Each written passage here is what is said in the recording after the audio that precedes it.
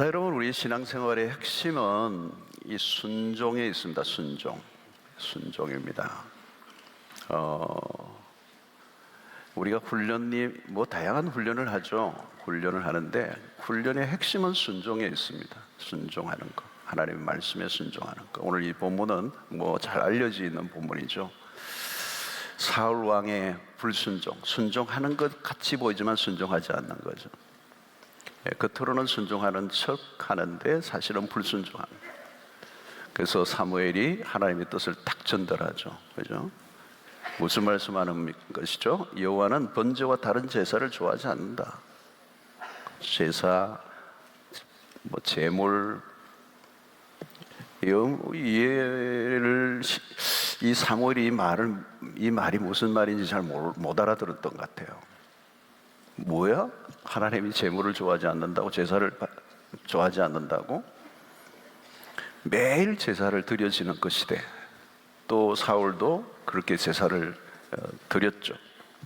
그런데 제사를 좋아하지 않는다. 그러면서 사무엘이 한 유명한 말이죠. 순종이 제사보다 낫고 듣는 것이 양의 기름보다 낫다. 이게 어마어마한 우리의 신앙을 바꾸는 신앙의 핵심적인 대주제요, 대원칙이에요. 순종이 제사보다 낫다. 그러니까 우리의 어떤 행위, 어떤 열심, 우리의 신앙적 어떤 헌신도 중요하지만 순종이 빠져버리면 nothing, 아무것도 아니라는 거예요. 그래서 오늘 이 순종이 제사보다 낫다 이 말에는 불순종의 여지를 용납하지 않는 거예요. 틈을 주지 않습니다. 그래서 우리 실제의 삶에서는 자기 욕심대로 살면서 어떤 이런 제사, 이런 어떤 종교적 의식을 통하여 자신의 죄를 정당화하려고 하는 모습, 그게 우리 안에도 늘 찾아오는 유혹이에요. 하나님은 제사나 제물보다 순종을 원하신다. 우리도 지금 사울에게 한 말이지만 우리에게도 두고두고 새겨야 될 말씀입니다. 여러분, 우리의 신앙적 활동이나 열심들로 감동을 받지 않으세요? 하나님이 원하시는 것은 온전한 순종이 있어야 된다. 순종이 없으면 다른 것은 다 의미가 없다는 것입니다. 여러분, 이 제물이란 제사는 제물이 드려지려야 되는데 이 제물의 핵심은 바로 제사를 드리는 사람이 죽어야 되는 거. 내가 죽어야 되는 거. 내가 제물이 되는 거. 그게 바로 순종이라는 것입니다. 그래서 여러분, 순종하는 곳까지만 우리의 신앙이 가요. 순종이 멈추면 신앙도 멈추는 것입니다. 순종이 멈추면 신앙은 활력을 잃습니다. 이게 언제부턴가 여러분 신앙이 멈추어 있다, 딴 게 아니에요. 순종을 확인하셔야 돼요. 그런데 여러분, 이 순종이 참 어려운 거예요. 문제는 다 할 수 있는데 이 순종이 어려운 거예요.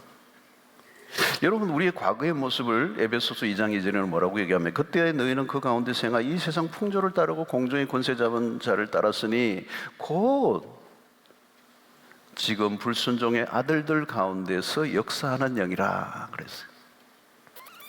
이런 사탄이 누구예요? 불순종 아들들 가운데서 역사하는 영이다. 무슨 뜻입니까? 늘 사단이 하는 일은 사람들을 불순종의 길로 이끄는 거예요.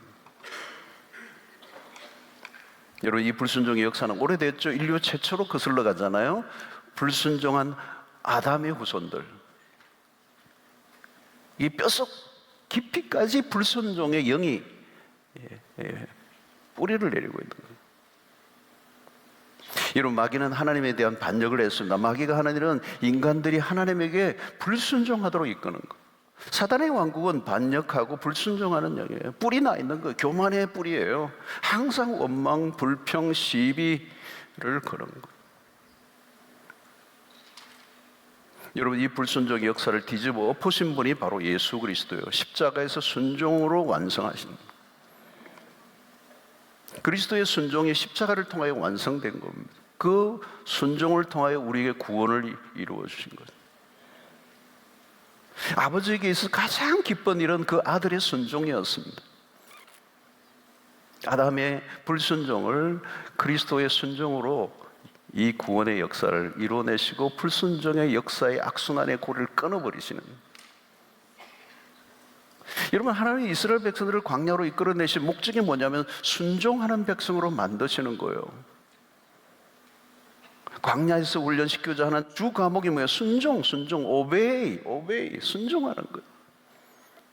그래서 광야는 순종의 학교예요. 순종의 학교. 모세의 인도를 따라 묵묵히 광야를 통과하는 훈련, 근데 실패했어요. 원망과 불평으로 가득 찼습니다. 여러분, 가나안에 있고 여리고 성에서도 한 가지 훈련이에요. 아무 소리를 내지 말고 한 바퀴씩 돌라. 이건 뭐예요? 순종 훈련입니다. 이해는 안 되지만 그냥 돌아라는 거예요. 순종의 법을 익히는 것입니다. 가나안도 광야도 순종이에요. 이런 믿음의 조상 아브라함을 보십시오. 그의 믿음은 순종으로 나타납니다. 그래서 믿음과 순종은 동전의 양면이에요. 그래서 하나님이 그에게 순종의 훈련을 시키시죠. 아담이라는 한 사람을 부르시고 그를 통하여 구원의 역사를 펼쳐나가시는 첫 부분에 아브라함에게는 그 순종의 훈련을 하시는 거예요. 창세기 12장 1절을 보면 여호와께서 아브라함에게 이르시되 너는 너의 고향과 친척과 아버지 집을 떠나 내가 내게 보여줄 땅으로 가라. 이건 뭡니까, 여러분? 이 아브라함에게 맡겨진 역할이 매우 중요하죠. 이 아브라함에게 요구하시는 건 넌 그냥 순종하라는 거예요. 너가 어디로 가든지 내가 인도하겠다는 거예요. 그래서 여러분 우리가 잘 아는 구절이지만 너의 고향과 친척과 아버지의 집을 떠나 내가 내게 보여줄 땅으로 가라는 거예요. 어디로 가라는 말씀을 하지 않아요. 이 명령의 특징은 어디로 가야 되는지 모르는데 일단 떠나라는 거예요. 떠나라는 거예요. 선, 순종, 후, 인도. 일단 떠나라는 거예요. 행동하는 사람, 발걸음을 내딛는 사람. 이런 믿음은 행동이에요. 움직이는 거예요. 발을 내딛는 거예요. 떠나라니까 집을 떠나는 이 발걸음을 내딛는 훈련. 이런 순종은 누가 하는 것입니까? 그 말씀을 듣고 그 말씀을 깨닫는 단계까지는 다 하지만 행동에 옮기는 것까지는 안 하는 거죠. 순종으로 옮기지 않는다면 말씀을 완전히 깨달은 것이 아닙니다. 자, 아브라함 보십시오. 창세기 12장 4절에 보니까 4절에는 이렇게 보죠. 이에 아브라함이 여호와의 말씀을 따라갔다는 거예요. 여호와의 말씀을 따라갔다는 거예요. 집을 떠난 거죠. 근데 어떻게 해요? 그 집을 떠나 내가 내게 지시할 땅으로 가라고 하는 말씀을 듣고 떠났는데 어떻게 해요? 여호와의 말씀을 따라갔다는 거예요. 그건 뭘 얘기하죠? 말씀에 순종하고 집을 떠나는 순간 하나님께서 아브라함에게 말씀하시고 말씀을 따라 그가 가고 있다는 거예요. 사랑하는 성도 여러분, 신자는 따라가는 사람이에요. 무엇을 따라가죠? 말씀을 따라가는 사람이에요. 누구에게 말씀하시죠? 순종하는 사람이에요. 이게 핵심입니다. 이게 믿음이고 순종이 결합된 모습이에요. 신자는 걸어가는 사람입니다. 한 걸음 한 걸음 주 예수와 함께 날마다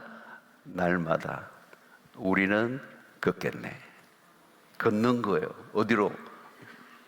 앞으로.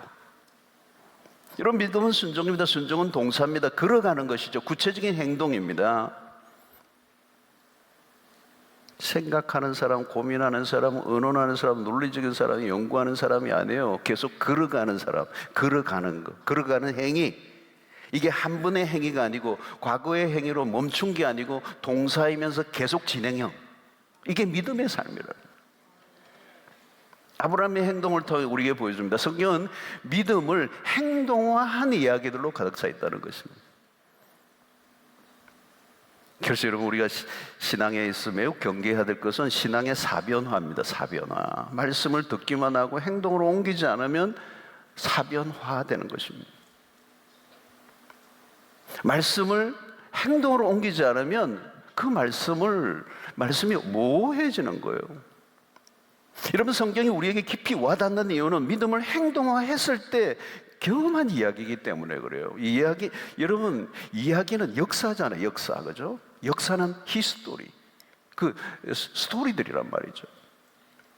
이 역사 안에 숱한 이야기들이 들어있는 거죠. 그 이야기를 통하여 우리는 하나님의 인간의 삶을 통하여 구체적으로 어떻게 역사하셨는가를 읽는 것입니다. 여러분, 성경은 히스토리들이, 그죠? 그건 뭐예요?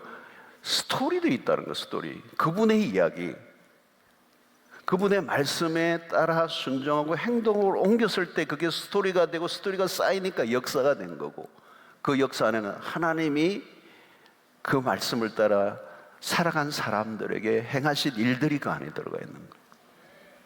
그러니까 하나님이 아브라함이라는 한 인간을 부르시고 그를 통해 이루어내시고자 하는 일들을 끌어가시는 걸 보는 거죠. 그래서 우리가 아브라함이라는 한 인물을 성경을 통해 더듬어가면서 무엇을 봅니까? 믿음의 실체를 보는 것입니다. 그래서 아브라함의 이야기는 죽은 얘기가 아니에요. 아브라함의 이야기는, 스토리는 지금도 계속 진행되고 있는 믿음의 사람들을 통하여 그 아브라함의 삶을 보면서 오늘 또 그대로 행하는 사람들에게도 오늘의 나의 이야기가 계속되게 만드는, 이어지게 만드는 단절된 이야기, 오늘과 끊어져 버린 과거의 히스토리로 그냥 냉동고 속에 집어넣어버린, 죽어버린 사변화된 메시지가 아니고, 오늘 또 여전히 아브라함의 얘기는 재생되고 있고 우리의 삶에 반복되게 역사하고 있다는 거예요. 그래서 우리는 아브라함의 하나님, 이삭의 하나님, 야곱의 하나님, 이규원의 하나님, 이렇게 되는 거예요. 갑자기 점프해서 놀라셨나요? I am을 쓰는 거예요. 하나님이 언제나 현재형의 하나님이시죠. 과거의 하나님이 아니라는 거죠. 오늘 우리 가운데 여전히 살아계신 하나님이고 미래의 하나님이 되시고, 그 하나님과 얽혀져 이야기를 만들어내는데 필요한 게 뭘까요? 행동에 옮기는 거라는 거예요. 그래서 믿음은 모호한 게 아닙니다. 성경은 철학책이 아닙니다. 철학책이 아닙니다. 역사입니다. 역사의 역사. 이야기의 책이에요. 그 이야기에는 하나님이 있고 그 하나님에게 반응한 사람들의 이야기가 있고, 그 이야기는 죽은 얘기로 역사의 과거로 끝난 게 아니라 오늘 또 살아 역사하는 우리의 얘기가 되는, 그래서 성경은 살아있는 하나님의 말씀이에요. 그래서 아브라함의 하나님은 우리는 그냥 박제된 하나님이 아니라는 거예요. 액자에 그냥 전시해놓고 그냥 한 번씩 추억하는 하나님이 아니라는 거예요. 그래서 여러분, 믿음은 모호한 게 아닙니다. 사변적인 게 아니에요. 추상적인 신앙생활이 아니는 거예요. 추상적인 말씀을 듣고 행동을 옮기지 않, 추상적인 신앙이라는 말은 내가 하나님의 말씀을 듣고 행동하지 않으면 계속 신앙은 추상화, 사변적인 거죠. 말씀을 듣고 순종으로 옮길 때 그 말씀이 우리의 삶을 뚫고 들어오는 거죠. 말씀이 철야 밤을 뚫다 이러는데 말씀이 우리의 삶에 뚫고 들어와야 된단 말이에요. 뚫고 들어온다는 말은 그 말씀이 우리의 삶에 구체적으로 역사한다는 말이에요. 그래서 우리의 삶이 말씀이 되고 말씀이 성육신화된 것.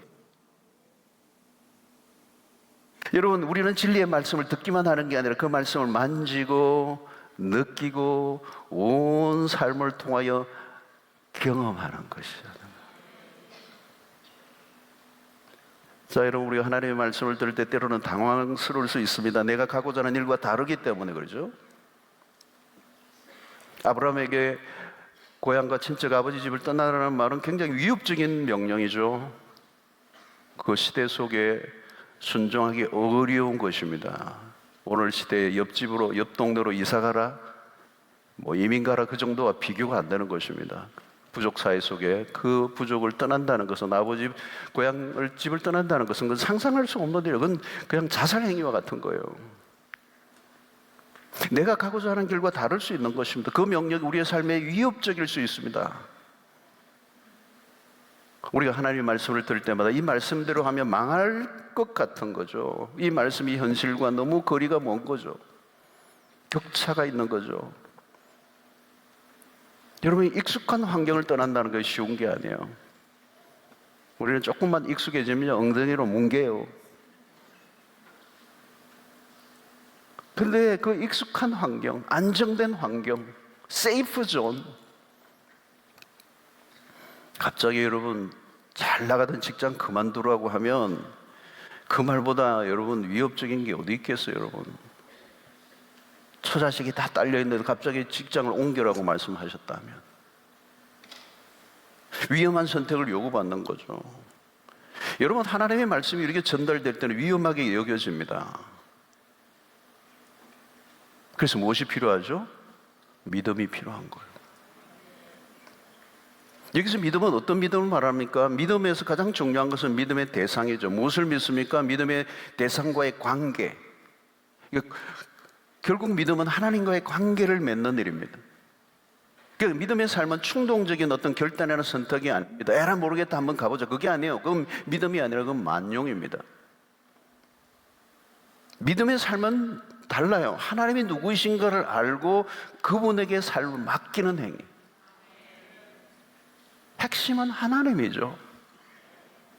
순종은 내가 선택한다는 행동보다 선택할 수밖에 없는 신뢰를 주는 대상이 중요한 거예요.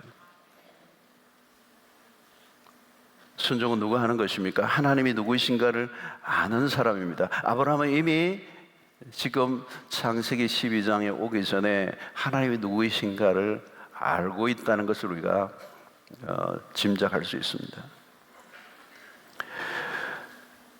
여러분, 하나님을 어떻게 알 수 있습니까? 확실하게 보이는 환경보다 불확실해 보이는 미래를 선택하는 것을 보면 알아요. 눈에 보이는 확실함보다 눈에 보이지 않는 미래를 선택하는 것은 모든 것이 하나님의 손안에 있다는 사실을 알았기 때문에 그런 믿음의 발걸음을 내딛고 그의 안정된 그리고 매우 익숙한 환경을 떠나 집을 나선 것입니다. 여러분, 우리가 순종에 옮기지 못하는 이유가 뭘까요? 항상 우리는 안전을 우리가 확보하려고 합니다. 확실한 게 보장되지 않으면 움직여야지 않으려고 해요. 무엇을 하든지 완벽한 준비를 해야 된다고 생각합니다. 여러분, 완벽주의는 불신앙이에요. 이스라엘 백성들이 왜 광야의 삶에 실패했습니까? 그들이 힘들었던 이유가 뭘까요? 광야는 아무것도 손에 잡히는 게 없었기 때문에. 그들의 눈에 기댈 만한 게 아무것도 없어요. 그들의 눈에는 가나안을 볼 수 있는 눈이 없었던 거죠. 여러분, 가나안을 볼 수 있는 눈, 그건 믿음이죠, 그게. 하나님께서 내가 내게 지시할 땅이 뭐죠? 바로 가나안이었습니다. 안타깝게도 이스라엘 백성들은 가나안보다 눈에 보이는 금송아지를 만들었어요. 그들은 언제나 눈에 보이는 것, 현찰, 현물, 그게 반역을 일으키는 거죠. 하나님의 명령에 따르지 않겠다는 저항을 그들이 했습니다. 결코 그들은 가나안 땅을 밟을 수 없었던 것이죠. 여러분, 안전을 우리가 확보하려고 하면 위험합니다. 실패합니다. 하나님, 아브라함도 실패를 했죠, 여러분. 오늘 이 아브라함에게 내가 내게 지시할 땅으로 가라라고 하는 이 말씀 안에 무엇이 포함되어 있습니까? 너가 가기만 하면 내가 너의 길을 직접 인도하겠다는 거잖아요. 그 약속이 들어있는 거예요. 여러분들 기억하십시오. 하나님의 명령에는 반드시 약속이 포함되어 있는 거예요. 명령하시는 분이 그냥 막무가내로 명령하시는 분이 아닙니다. 그분은 신실하신 분입니다. 그분은 우리보다 지혜로우신 분이십니다. 그분은 완전하신 분이십니다. 우리의 모든 시간을 통치하시는 분이십니다. 그분이 명령하세요. 그 명령 안에는 하나님의 약속이 개런티가 들어가 있는 거예요. 순종하면 그 다음은 내가 책임지겠다는 거예요. 하나님이 인도자가 되시겠다는 거. 여러분 성경에 끊임없이 말씀하는 게 내가 너희들의 인도자가 되겠다는 거예요. 내가 너를 인도하겠다는 거예요. 여러분, 하나님이 나의 목자가 되신다는 것을 입으로 고백하는 것과 실제 삶에서 경험하는 것은 달라요. 그분이 내 삶을 인도하신다는 것을 온몸에 그냥 소름이 돋도록 인도하시는 것을 경험해 본 적이 있습니까? 추상적인 게 아닙니다, 여러분. 아무것도 믿을 것 없고 기댈 것 없고 안전이 확보되지 않고 그럼에도 불구하고 믿음의 발걸음을 내디딜 순간부터 하나님이 인도하십니다. 여러분, 신자의 삶은 매 순간순간 말씀을 따라 행동을 옮기는 과정이 신앙이에요. 우리가 안전을 확보하고 우리가 우리의 가는 길을 뚫고 나가고 그러면 험악한 인생, 처음은 될 것 같지만 결코 그렇게 되지 않아요. 여러분, 하나님이 보시는 것은 무엇입니까? 하나님이 사람들을 바라보시는 기준이 하나님이 요구하시는 건 뭘까요? 순종이에요, 순종. 그가 얼마나 탁월한 사람인가, 그가 얼마나 능력이 있는 사람인가, 얼마나 많은 경험을 가지고 있는 사람인가, 얼마나 그가 대단한 사람인가는 중요하지 않아요. 하나님이 보시는 기준은 순종하는 사람인가. 하나님은 순종하는 사람을 통해 사용하십니다. 머리 좋은 사람 쓰는 게 아니에요, 여러분. 순종하는 사람을 쓰십니다. 하나님의 말씀을 따라 순수하게 행동에 옮기는 사람을 쓰세요. 길 끄는 분들은 보면요, 단순해요. 하나님의 쓰시는 사람들을 보면요, 특징이 단순해요. 다른 사람이 저 친구 문에 아니야 뭐 이렇게 놀려요.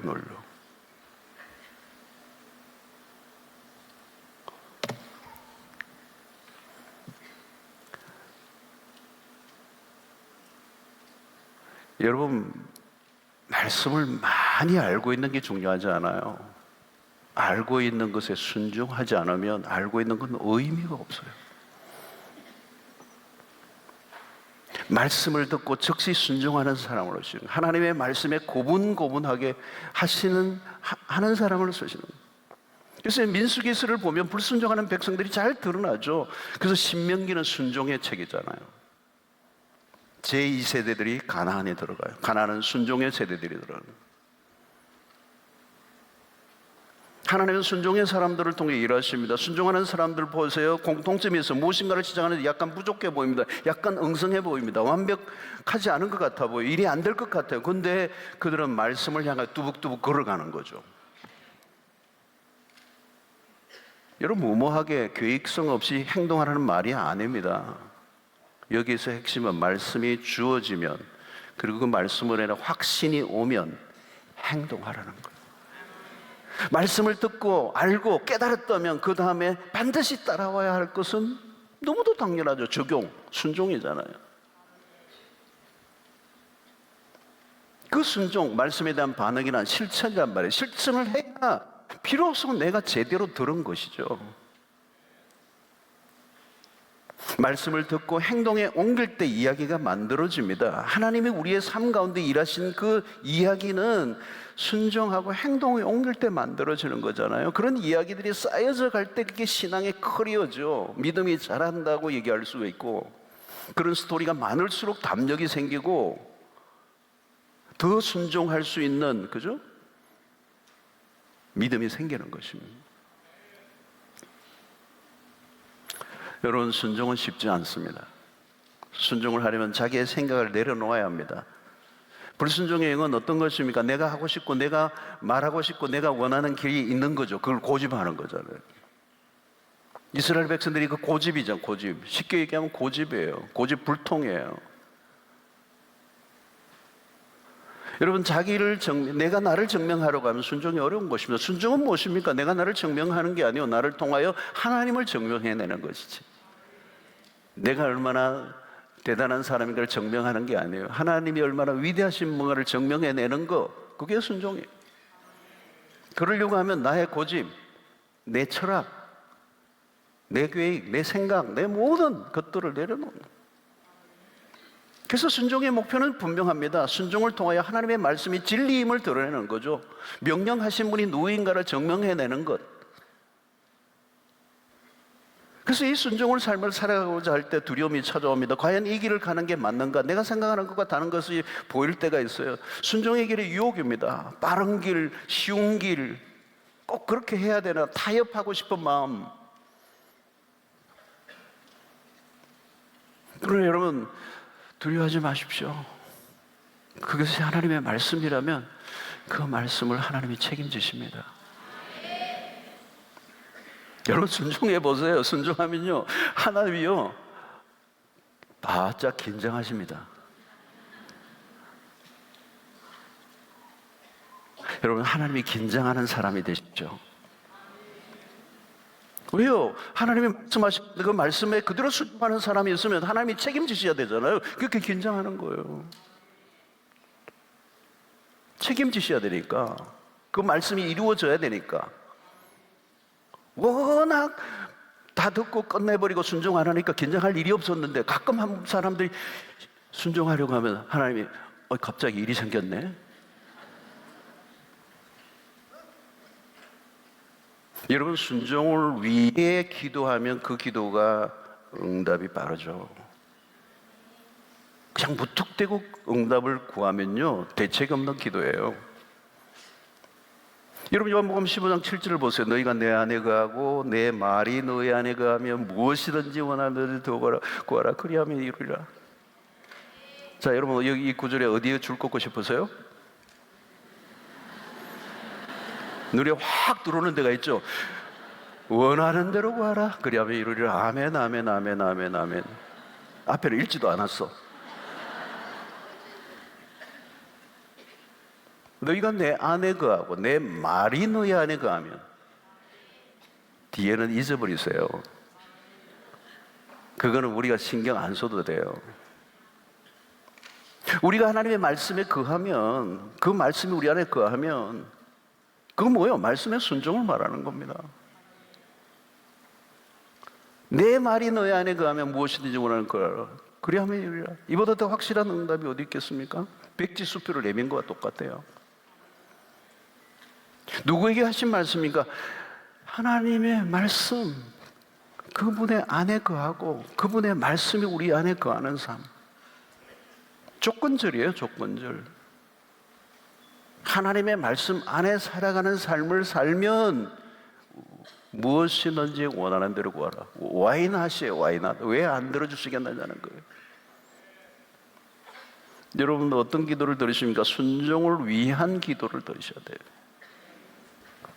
막연하게 주십시오, 믿습니다가 아니고, 하나님, 순종이 어려운데 순종하게 해주세요.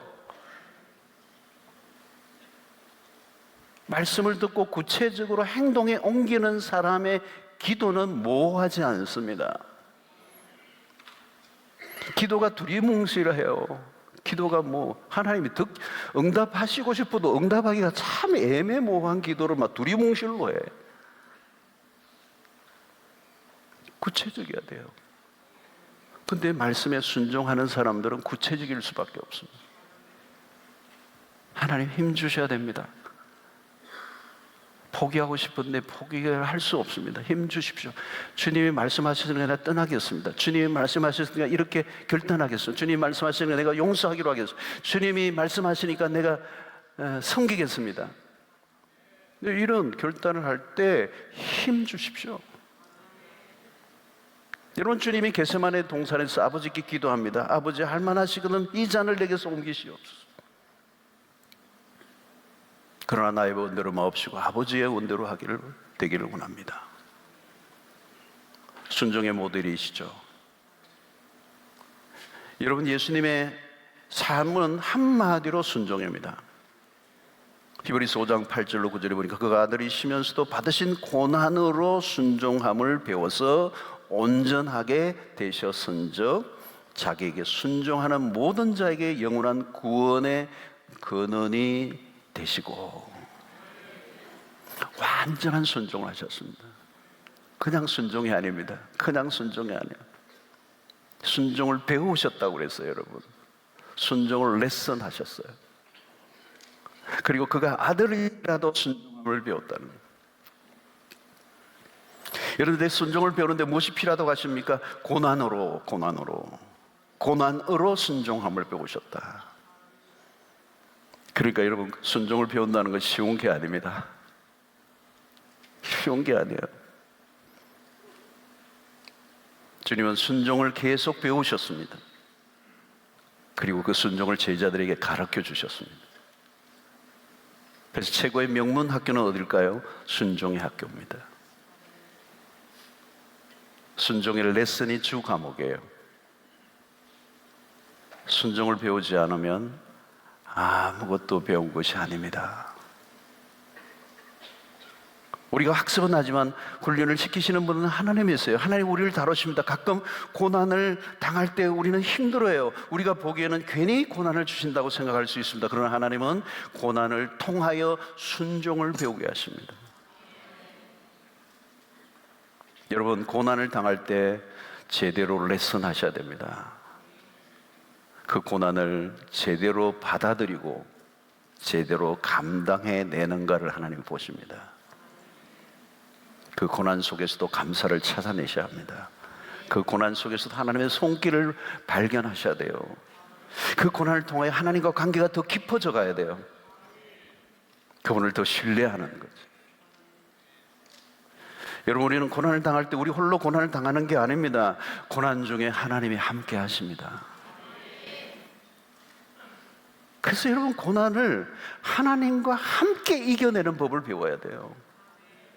고난 중에 함께 하시는 그분과 함께 고난을 겪어가는 거죠. 예수 그리스도는 하나님의 아들이시면서도 고난을 통하여 순종함을 배우셨다는 거예요. 여러분, 하나님은 우리가 어려운 상황 속에서도 순종의 자리로 나아가게 하세요.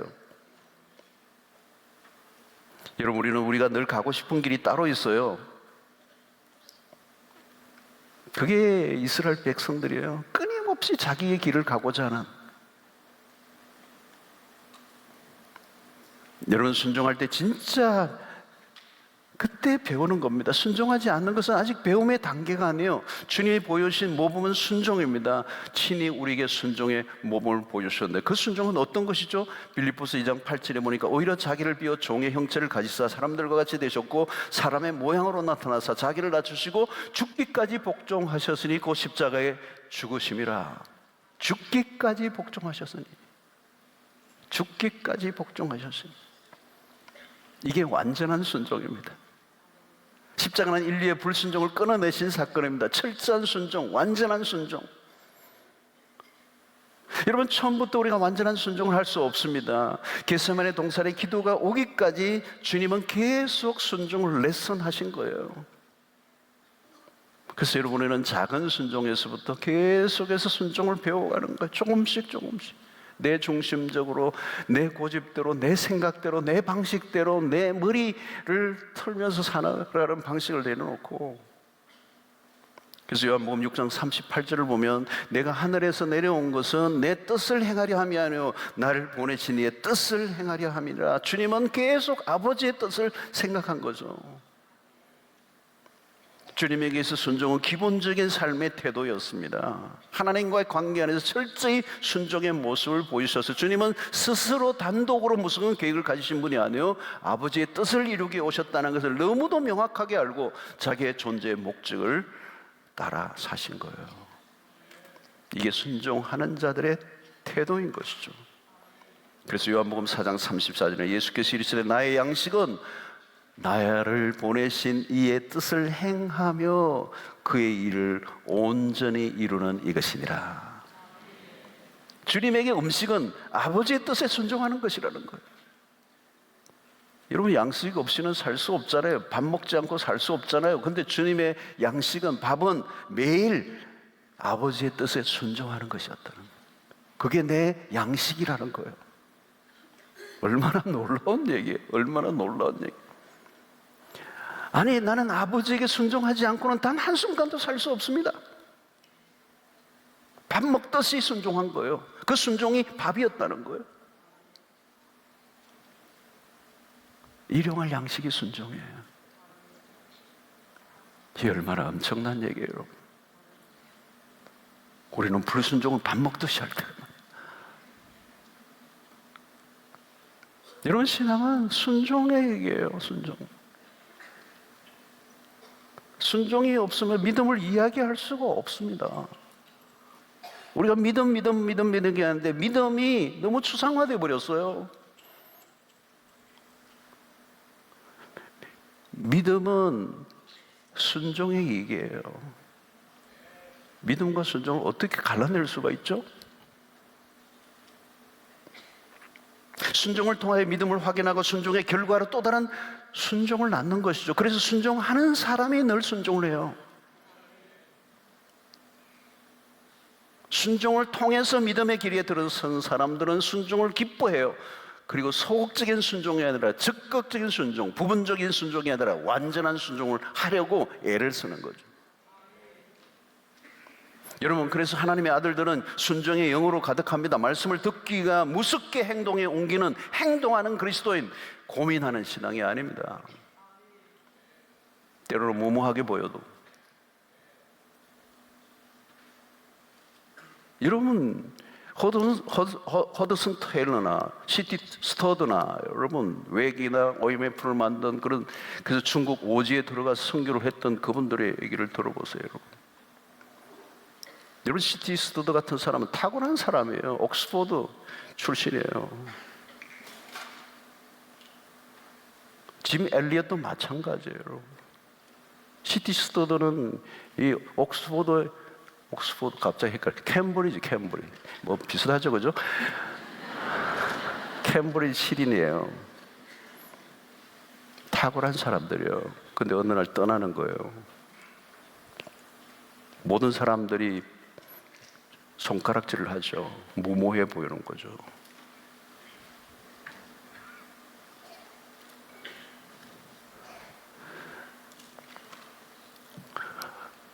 순종은 때로는 사람들에게 무모해 보일 수 있습니다. 바보 취급 받을 수 있습니다. 그러나 말씀을 들은 자는 그것이 자신의 인생의 최고의 하나님의 사인이를 보았기 때문에 무모하지 않고 가장 지혜로운 사람들이죠.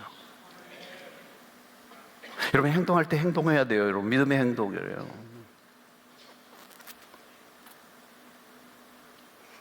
제면 안 돼요. 여러분, 망할 것 같고 죽을 것 같아도 순종하는 거예요. 죽기까지 복종하셨어요. 죽기까지 복종하셨어요. 여러분, 순종하기 전에는 말씀의 진위 여부를 알 수가 없습니다. 순종하라는 것은 일단 한번 해보라는 거예요. 경험해보라는 거예요. 살아보라는 거예요. 가보지 않고는 할 말이 없어요. 순종할 때 말씀이 현실이 되는 거예요. 신기한 일이 나요. 신앙에 탄력이 붙어요. 신앙생활이 지루할 일이 없어요. 기대하고 막 하나님의 역사를 그냥 보게 되는 거죠. 여러분, 순종한 사람만이 가지고 있는 비밀이 있습니다. 설명할 수 없는 비밀이 있습니다. 여러분, 신앙의 초기부터 어떻게 시작했는가에 따라 미래가 결정되며 처음부터 우리가 배워야 하는 것은 순종입니다. 말씀을 들은 대로 순종하려고 하는 태도. 그러면 신앙의 진도가 쑥쑥 나갑니다. 신앙이 빠르게 성장합니다. 여러분, 한 1년만 예수 믿어도요, 하나님의 말씀대로 순종만 하면요, 폭발이 일어납니다. 왜? 말씀의 능력이 있기 때문에 그래요. 횟수가 아닙니다. 말씀을 들은 대로 순종에 옮기는 사람, 폭풍 성장을 합니다. 순종을 하는 사람은 순종을 즐거워합니다. 순종의 기쁨을 발견하는 사람입니다. 갈수록 순종이 즐거워집니다. 그 불순종의 영의 그 악습을 끊어버리고 순종할 뿐만 아니라 그 순종이 즐거워지는 단계. 아브라함은 갈 바를 알지 못하고 고향과 친척과 아버지 집을 떠났습니다. 시행착오도 있었습니다. 온전히 순종하지 않을 때도 있습니다. 그러나 그는 조금씩 하나님을 더 신뢰하며 그 순종이 깊어지죠. 그리고 나중에 모리아에 이삭을 바치는 단계까지 갑니다. 조금씩 그분을 신뢰하고 맡기고 순종이 깊어질 때 하나님께서 그 순종을 통하여 불순종을 통해 잃어버렸던 것을 순종을 통해 다시 되찾게 하시는 축복을 허락해 주시는 것. 그래서 창세기 12장 1절에 부르신 그 아브라함에게 내가 내게 지시할 땅으로 가라라고 하는 그 명령과 함께 2절 3절에 붙어 따라오는 게 뭐예요? 복을 약속하시죠. 내가 너로 복을 주고 너는 너로 인하여 모든 민족이 복을 받게 할 것이다. 불순종으로 잃어버렸던 이 저주로 가득한 세상 가운데 하나님의 복을 가져오는 일에 너를 사용하겠다. 이삭을 바치는 순간 그 순종으로 인해 여호와 일의 복이 임해요. 십자가에 그 올려놓으신 그 매달리신 아들의 순종으로 온 인류가 구원을 얻고 부활의 영광이 찾아오죠. 십자가의 순종으로 부활이 찾아온 거예요. 말씀을 듣고 행동에 옮길 때 상상할 수 없는 일이 일어납니다. 말씀에 순종한 사람만 경험하는 세계가 따로 있어요. 말씀에 순종하는 사람을 통해 일하십니다. 하나님이 즐겨 쓰시는 사람은 순종하는 사람입니다. 순종의 능력입니다. 작은 순종을 했는데 그 작은 순종 속에 하나님의 놀라운 비밀들이 숨겨지면서 일이 퍼지게 일어나면서 하나님이 놀랍게 그 몇 사람을 사용하시는 그 이야기를 들으면서 가슴이 막 뛰는 거예요. 그래, 순종이 엄청난 거구나. 우리의 삶의 비밀이 여기에 있구나. 순종의 코드를 치고 들어가니 그게 어마어마한 세계가 열려요. 순종을 통하여 새로운 문이 열리는 거예요. 인생의 문이 열리는 거예요. 하나님의 비밀 문이 열리는 거예요. 여러분, 우리는 매일 하나님의 말씀을 듣습니다. 이건 놀라운 일입니다. 말씀이 들려질 때마다 하나님의 말씀하신 이 회중 가운데 한 사람이라도 그 말씀을 듣고 반응하고 오늘의 내 삶에 이 메시지를 통하여 내 삶에 묵어놓았던, 그리고 멈추고 있는, 내가 주저하고 있는, 내가 결단하지 못하고 있는 이들의 하나님의 말씀에 반응하고 순종하면 하나님이 그거를 통하여 오늘 놀라운 역사가 시작될 줄로 믿습니다. 여러분, 오늘도 하나님은 끊임없이 우리에게 말씀하시는 분이십니다. 오늘도 하나님 우리의 삶 속에 놀라운 이야기들을 만들어 가기를 원하십니다. 하나님의 말씀이 얼마나 진리인가를 우리에게 드러내기를 원하시는 분이십니다. 그 말씀은 능력이 있습니다. 그 말씀은 현실이 되어야 합니다. 그 말씀이 삶이 되어야 합니다. 그 말씀은 오늘도 우리의 삶의 모든 것들을 뚫고 우리의 삶 속에 들어와 살아 역사하는 말씀으로 그 말씀에 순종하며 나아가는 자들에게 오늘도 기이하고 놀라운 일들을 놀랍게 이루고도 남으시는 그 하나님을 기대하시고, 하나님 오늘 이 밤에 순종의 사람 되게 해주십시오. 듣기만 하지 않게 해주십시오. 한 말씀 해주실 때 들으면 무슨 의미가 있겠어요? 듣고 깨닫게 해주십시오. 깨닫기만 하면 무슨 의미가 있겠어요? 깨달은 말씀은 수도 없이 많아. 무슨 의미가 있어요? 진짜 깨달았다면 뭐예요? 행동하는 거예요. 순종하는 거예요. 실천하는 거예요. 모르겠어요. 여러분들 안에 오늘 이 말씀을 통해 무엇을 나에게 순종하라고 이 말씀을 하셨는지, 오늘 목사를 통해 주는 이 메시지의 핵심은 순종인데 각자에게 말씀하시는 건 달라요.